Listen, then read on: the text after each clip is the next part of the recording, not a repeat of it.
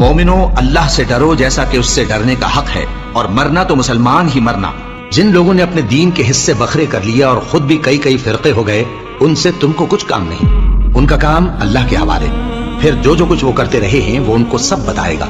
مومنو اسی اللہ کی طرف رجوع کیے رہو اور اس سے ڈرتے رہو، اور نماز قائم کرتے رہو، اور مشرکوں میں نہ ہونا، اور نہ ان لوگوں میں ہونا جنہوں نے اپنے دین کو ٹکڑے ٹکڑے کر دیا اور خود بھی فرقے فرقے ہو گئے۔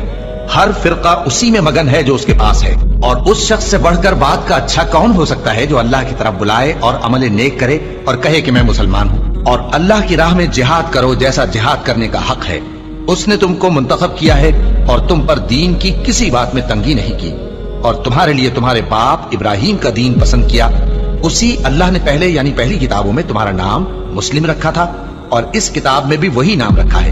تو جہاد کرو تاکہ پیغمبر تمہارے بارے میں گواہ ہوں اور تم لوگوں کے مقابلے میں گواہ رہو۔